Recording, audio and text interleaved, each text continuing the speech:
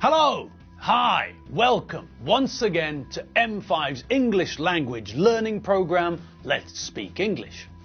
I'm Gav Duncan and I'm here on your TV to help you learn English. Now, are you sitting comfortably? Yes? Good. And are you ready for today's lesson? Yes? Good. Okay, well let's learn English together. And welcome to today's show.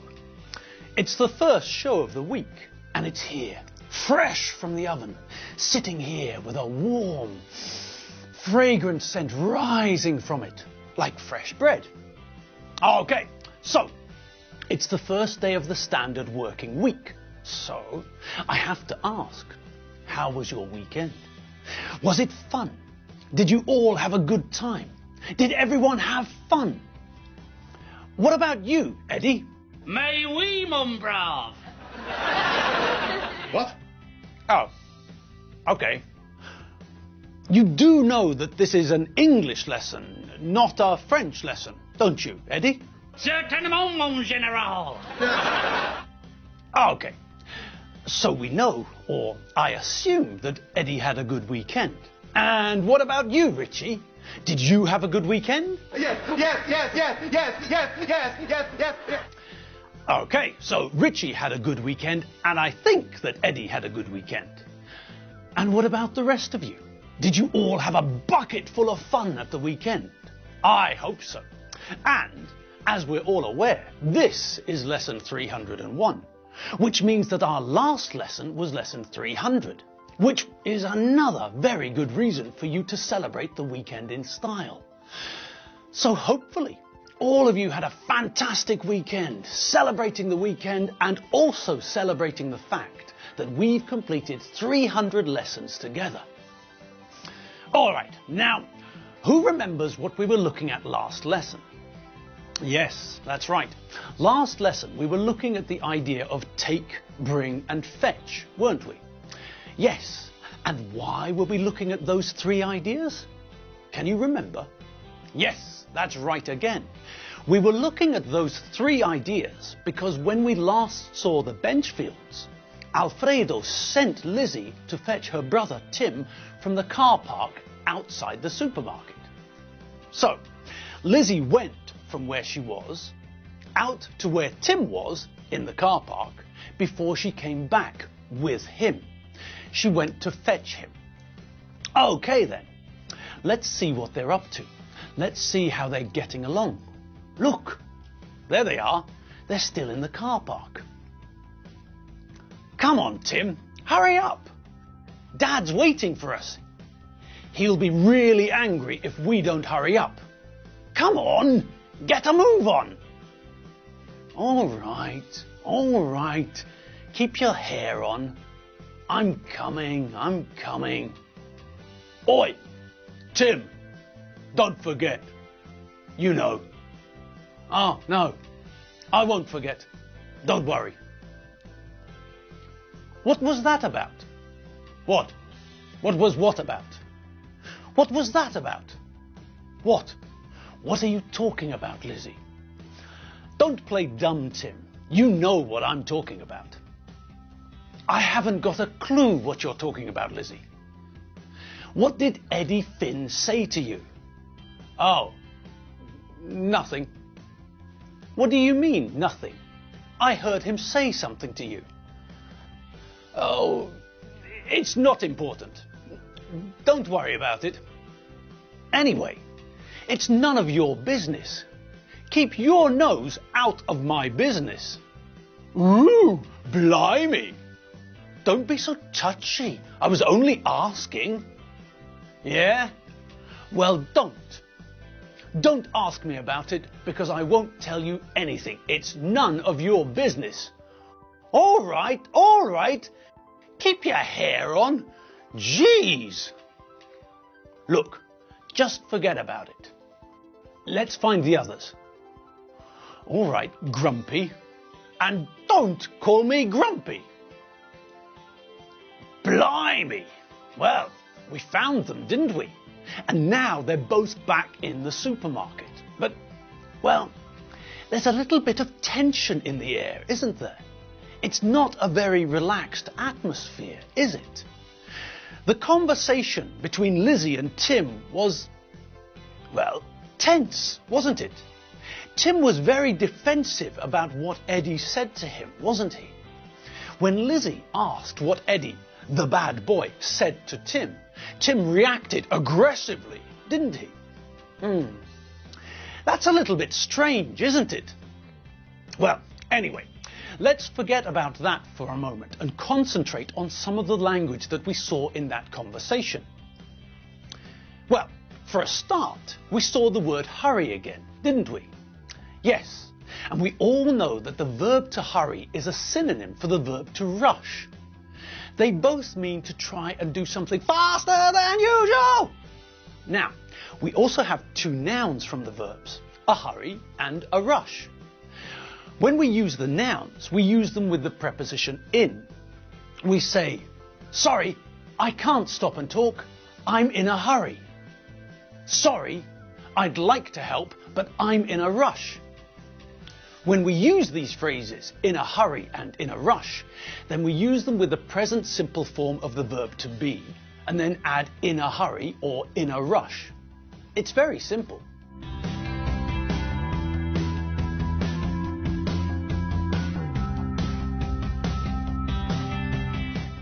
I am in a hurry, in a rush. You are in a hurry, in a rush. Alfredo, Wayne, Doreen, he, she is in a hurry, in a rush. We are in a hurry, in a rush. You are in a hurry, in a rush.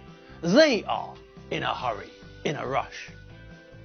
So, as you can see from that table, it's very simple to use this phrase. All we have to do is conjugate the correct form of the verb to be in the present simple. I am, you are, he, she, it is, we are, you are, they are, and then? Well, then all we have to do is add in a hurry or in a rush. It doesn't matter which one we use, they mean the same thing, so you can choose which one you prefer. All we have to remember is that when we use these phrases, we have to remember to use them with the preposition in. Simple. Now, what else did we see in the conversation? Well, we saw that Lizzie used the word hurry in a different form. She told Tim to hurry up, didn't she? Now, this is the most common form we use to tell people to do something faster, when we're giving people an order or an instruction to do something faster. This is the most common form that we use when we're using the imperative.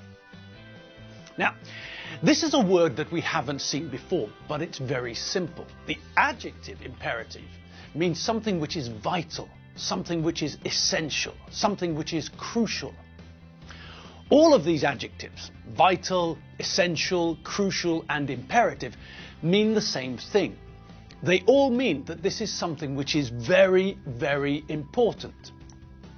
If something is crucial, or vital, or imperative, or key, or essential, then that thing is necessary. Air is vital for life. Water is crucial for life. Food is essential for life. Alcohol is imperative for a good party. Okay, so that's imperative, the adjective, but the imperative is also a part of English grammar. The imperative is the form we use in English when we're telling someone what to do. When we give orders to the animals, for example. Stop dancing. Sit down. Be quiet. Shut up. Move. All of those are examples of the imperative. The imperative has the same form as the infinitive, just without to at the front end. And as I told you, we use it to give orders, to tell people what to do. Think about a situation when you're in the cinema, for example. If someone keeps on talking while the film is playing, then what do? What do we say? Well, if you want to be polite, then we could say something like this.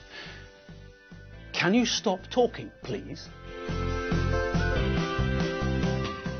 But imagine the situation where we've asked the person to stop talking 5 or 6 times and they're still talking. They ignored our request. They didn't stop talking, and now they're talking so much and so loudly that we can't concentrate on the film. We paid good money to see this film, and now, because of an idiot in the audience, we can't enjoy ourselves. So, perhaps we're not willing, we're not prepared to be polite, and we're not going to ask nicely now. Now we're going to tell them what to do. We're going to give them an order. We're going to use the imperative. We're going to tell them, be quiet. Or maybe we're going to tell them, shut up. Or maybe, stop talking. Now, in those 3 examples using the imperative, we can see some slight differences, can't we? In the first example, we're using the verb to be in the imperative, so we use it without to. And we're using this imperative with an adjective. We're telling the person to be quiet, to not make a noise, to not disturb us by making a noise. In the second example, we're only using the verb on its own without an adjective. In this case, we don't need an adjective. The verb to shut up means, in this situation, to stop talking. So, the easiest thing to say is just that. Use the infinitive to tell the person to stop talking. We use the verb to shut up in the imperative.